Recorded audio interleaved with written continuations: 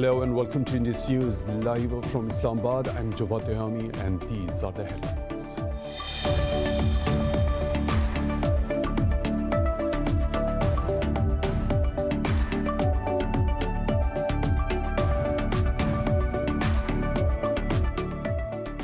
Turkey's President Recep Tayyip Erdogan says France will hopefully get rid of President Emmanuel Macron soon. Speaking in Istanbul, Erdogan said France is going through a dangerous period under Macron. The two countries are at odds over a range of issues, including Islamophobia and East Mediterranean.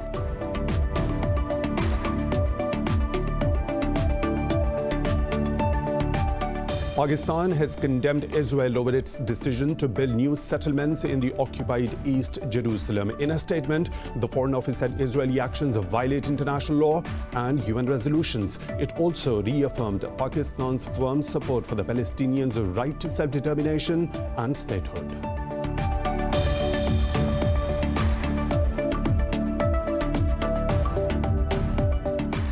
In India, the farmers protesting on the outskirts of New Delhi have called for a nationwide shutdown on Tuesday if their demands are not met. They are calling on the government to roll back the recently introduced reforms which they say favor big corporates. They have threatened to occupy toll gates across the country and block all entry points into the capital.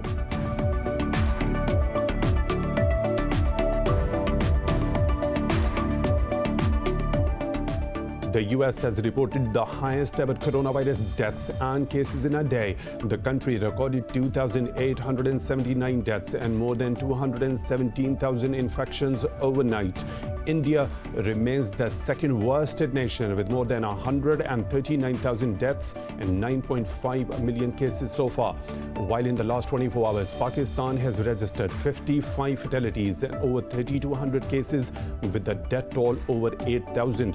The global deaths from the coronavirus have exceeded 1.5 million, while the tally of infections has crossed 65 million.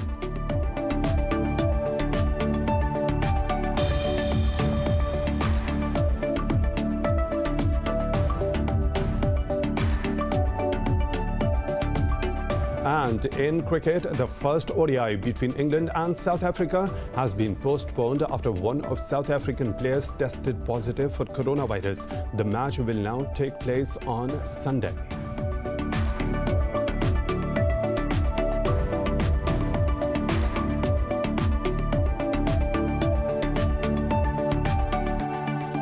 Those were the headlines and detailed stories right after a short break. Stay tuned.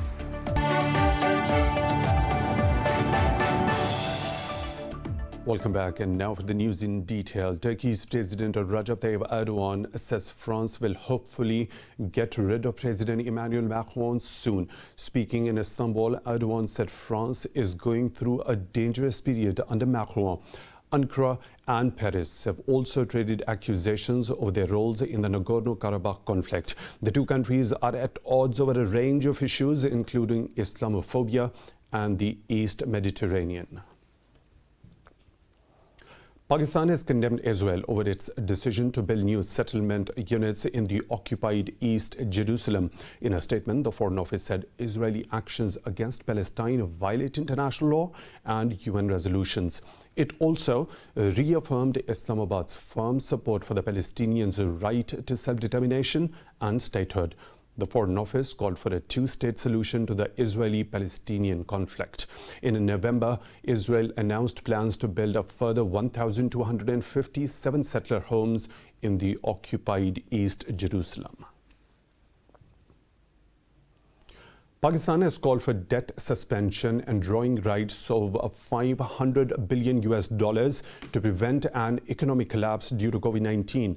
Prime Minister Imran Khan was virtually addressing a special session by the UN General Assembly on response to the pandemic. More in this report. Prime Minister Imran Khan proposed a 10-point agenda for economic recovery at the summit. He said developing countries are facing a dilemma on how to stimulate the economy and reduce budget deficit at the same time. Khan said Islamabad provided a relief package of around $8 billion to support the poor and to keep the economy afloat during the pandemic. The Prime Minister also proposed the creation of a new liquidity and sustainability facility to provide short-term loans at lower costs. He said the agreed target of mobilizing $100 billion per year for climate action in developing countries must also be met. Khan called for immediate action to stop the massive illicit financial outflows from developing countries to rich countries. He said stolen assets stashed in rich countries must be returned. The Prime Minister expressed hope that whenever a vaccine is available, it must be offered to everyone. In Pakistan, 55 people have died of COVID-19 in the past 24 hours, pushing the death toll to 8,260. The Health Ministry says more than 3,200 people tested positive for the virus overnight. The ministry said that the country's active cases have crossed 51,000.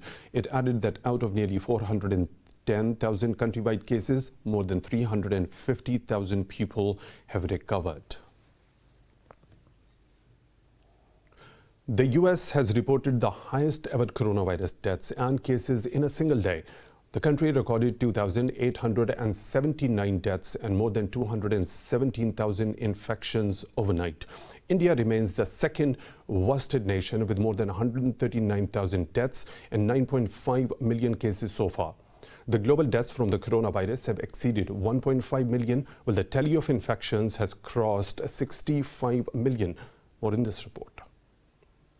Now that UK has approved the emergency rollout of Pfizer's COVID-19 vaccine, the world has gone into a frenzy. Doubts, second thoughts, competition, sighs of relief and hurried preparations go hand in hand after the first major breakthrough.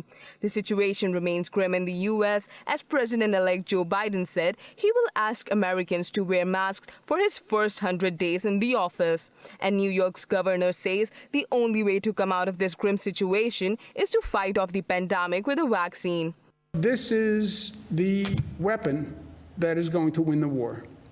And that is the light at the end of the tunnel, right? So it's not tomorrow. It's not a short tunnel. But we know the way through this.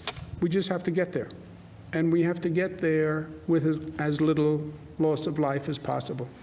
Moderna said it expects to have up to 125 million doses of COVID-19 vaccine available globally in the first quarter of 2021. France announced that it will ensure free COVID-19 vaccinations for all in its social security system, while Belgium's Brussels airport is ramping up preparations for the mission of the century to handle the transport of vaccines.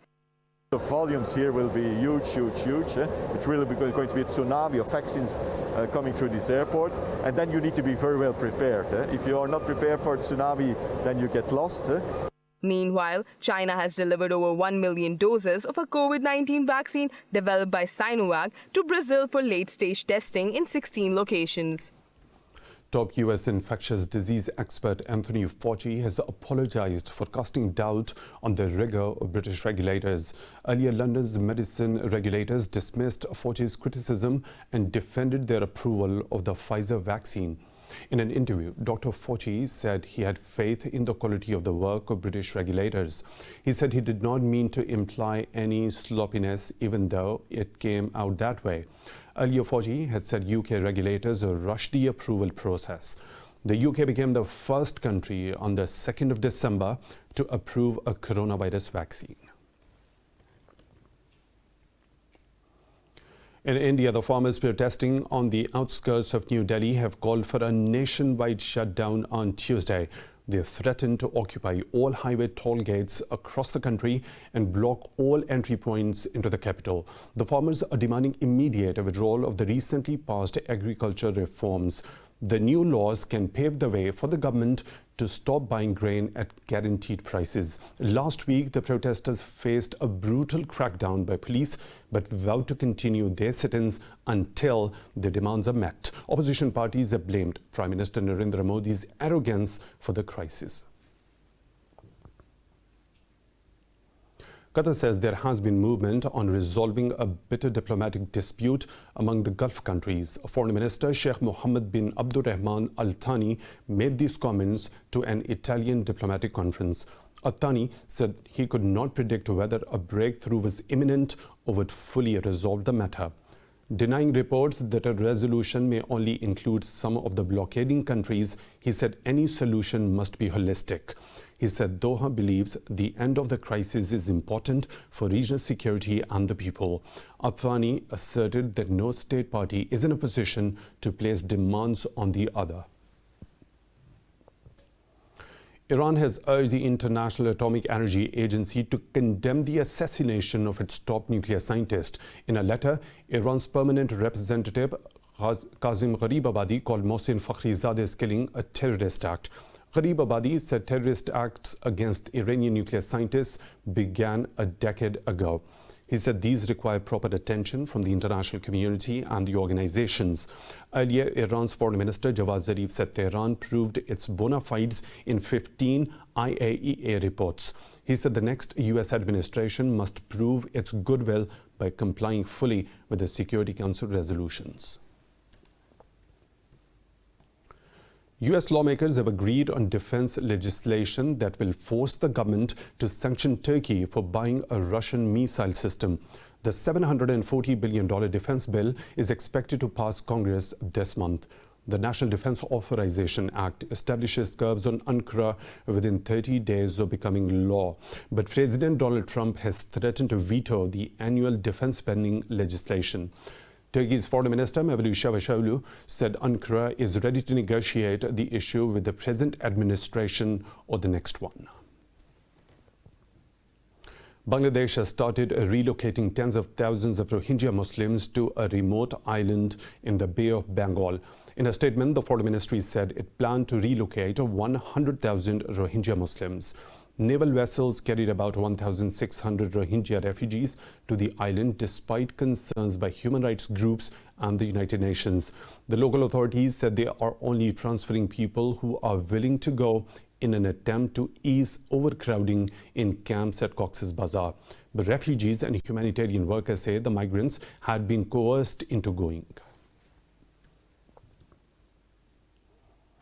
Russia says it tracked 36 foreign aircraft near its state border over the past week. State media says 30 foreign spy planes and 6 drones were conducting air reconnaissance. It said they violated international border laws.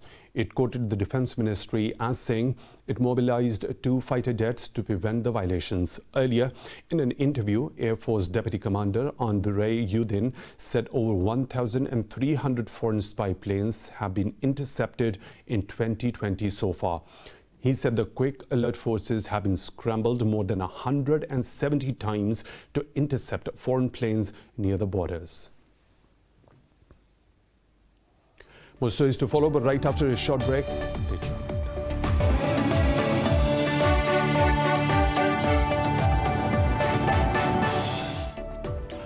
Welcome back. The Wisconsin Supreme Court has rejected a lawsuit by President Donald Trump attempting to overturn his loss to Joe Biden in the battleground state. The top court said the parties could pursue a case in a lower court. The petition alleged Wisconsin election officials were directed to fill in missing information on ballot envelopes.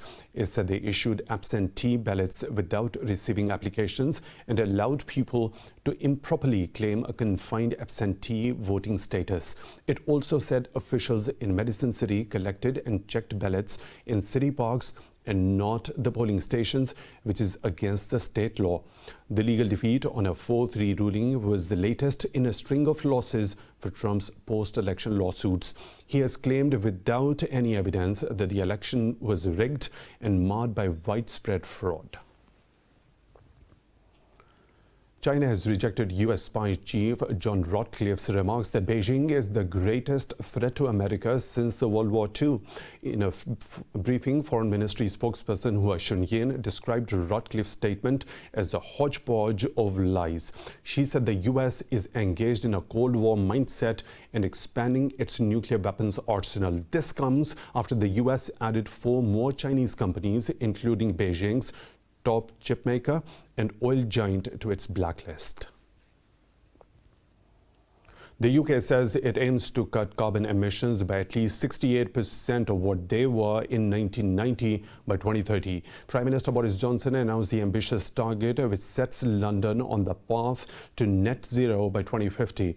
In a statement, Johnson said the goal will see Britain cutting emissions faster than any major economy so far.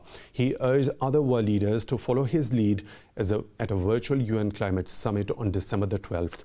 Earlier, London said it will replace carbon-emitting cars and vans with electric ones by 2030. Scientists welcome the news but say it does not guarantee dangerous climate change will be avoided. In the UK, the Glow Wild Winter Lantern Festival is back for the 7th year. This year, the festival celebrates the hidden heroes of the plant and fungal world. More in this report. As winter draws in, one country house in England delighted visitors with its annual winter light show. Wakehurst in Sussex has installed over 1,000 lanterns across its gardens. The Glow Wild Festival never fails to transform the area into a winter wonderland. We came last year and I feel like this year is really outstanding. It's much even better than last year. I feel like the whole trail, like we love walking around the lanterns with the kids. It's just really magical. And more so this year, and the fire, the lake, literally everything. Oh yeah, sorry.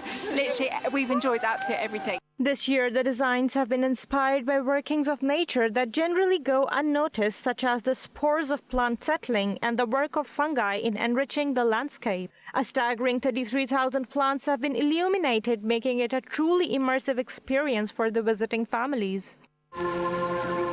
It's a layer added onto the Wakehurst landscape. We have something amazing here. We have these great stately trees. We have beautiful undulations and valleys within Wakehurst. And what we don't want to do is to offer something utterly different and distracting. We actually want to enhance what's here. So it's subtlety, it's light, it's sound, it's a sort of sensory layer that we add onto the landscape to really kind of bring the place at night to life for our visitors. COVID-19 presented challenges to the annual feature, which for many residents signifies the countdown to Christmas. Lanterns had to be mailed out to staff to assemble in their homes.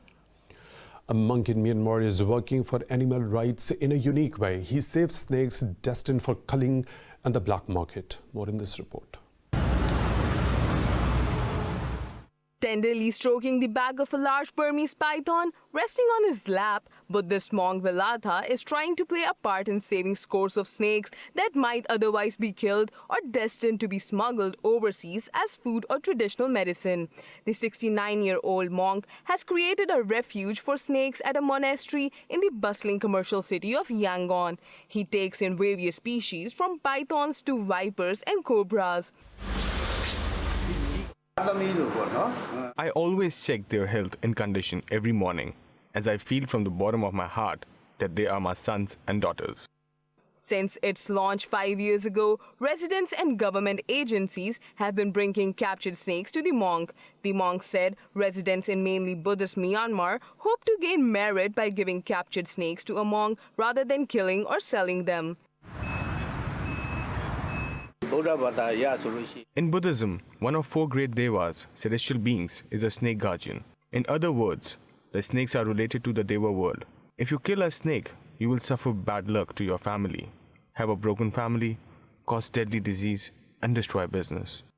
The snakes are kept at the monastery until the forest authority sets a date to release them into protected sanctuaries. In the meantime, the snakes, which are used to hunting live prey, have to be manually fed fish or other meat 2 or 3 times a month. The ascender of China's Chang'e 5 probe carrying lunar samples has blasted off from the moon. This marks the first time that a spacecraft launched by China has taken off from an extraterrestrial body. More about the space mission in this report. China's Chang'e 5 probe, launched on the 22nd of November, is the first attempt by any nation to retrieve samples from the moon since the 1970s. In recent developments, the probe's ascender took off from the moon and reached a scheduled lunar orbit in around 6 minutes. This lunar liftoff is very successful. The ascender took off on schedule and reached the scheduled orbit precisely, laying a good foundation for the next work. Because our task is to take samples and send them back, the ascender has to take off on schedule to dock. with the return vehicle. The task of sampling and return are interlocked, so we must complete all of them successfully. Besides, the lunar liftoff also conquered many other challenges, including limited divergent space for the engine plume and different environments between Earth and the Moon. The ascender is expected to complete the unmanned rendezvous and docking with the orbiter returner in lunar orbit. The samples will be transferred to the returner. Through 4 long-term adjustments, we will adjust the ascender to a proper position in relation to the orbiter and complete the rendezvous. We are more confident now and look forward to its return with the lunar samples. When the geometric relationship between the Earth and the Moon is suitable, the orbiter will carry the returner back to the Earth. The Chang E5 probe will seek to collect material that can help scientists understand more about the Moon's origins and formation. It's time for a short break. We'll be back with more stories. Stay tuned.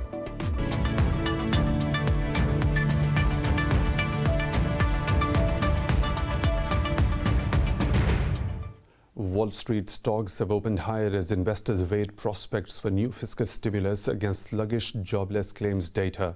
Both S&P 500 and Dow Jones Industrial Average traded nearly 0.5% higher. The Nasdaq Composite Index traded 0.25% up. Meanwhile, the oil prices jumped nearly 2%. Heading for a 5th week of gains. Major oil producers agreed to continue some cuts to production to cope with the coronavirus hit demand.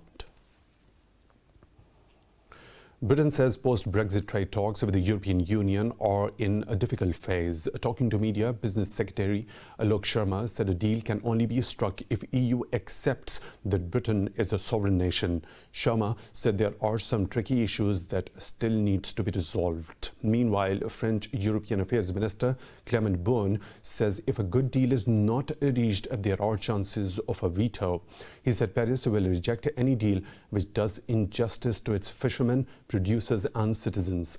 Less than 4 weeks are left until the UK finally exits the EU's orbit on December the 31st.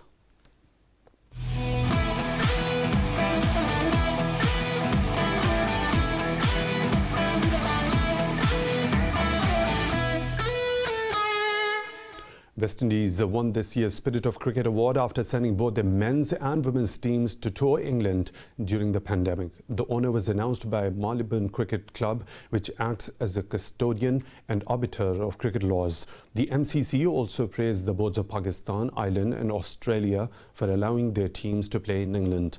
Windies arrived in England in June in a biosecure environment, which saw international cricket resume for the first time since the coronavirus outbreak. The women featured in a T20 international series against England in September after India and South Africa were unable to tour. Jason Holder's West Indies side won a similar award from the Cricket Writers Club in October. The first ODI between England and South Africa has been postponed after a Proteas player tested positive for coronavirus. Cricket South Africa said in the interest of the safety of both the teams, it was decided to postpone the series opener by 2 days. This is the first England match to be postponed because of a positive case since the outbreak of the pandemic.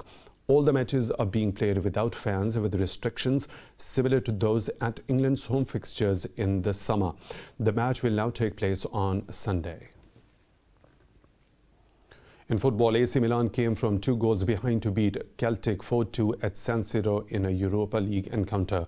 Milan are now second in Group H, having scored 10 points from 5 matches. In another fixture, Arsenal beat Rapid Wien 4-1 at the Emirates Stadium in a Group B encounter. Atletico Madrid forward Luis Suarez is set to return to action this weekend after returning a negative COVID-19 test. He tested positive on international duty last month and missed Uruguay's win over Colombia and defeat by Brazil. Suarez also missed Atletico Madrid's last 4 fixtures. He joined Atletico from Barcelona in the last transfer window and has scored 5 goals in 6 La Liga appearances for the Rojiblancos. Diego Simeone's side currently sits second in La Liga on 23 points, 1 point behind leaders Real Sociedad. The postponement of the Tokyo Olympics until July 2021 due to the coronavirus pandemic will cost $2.8 billion. The organizing committee says it will cover nearly 60% of the expenses along with the Japanese government. Meanwhile, the Tokyo metropolitan government will incur 40% of the costs. The International Olympic Committee has also pledged to contribute $650 million. Tokyo 2020 is also falling back on a contingency fund detailed in last year's budget to cover costs.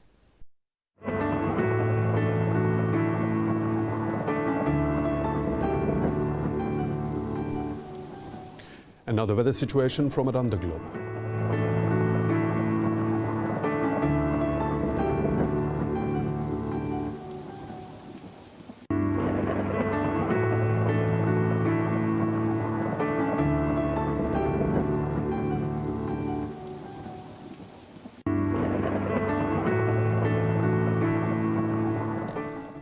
And that's all for now. For the latest updates, you can follow us on social media at Indus.News.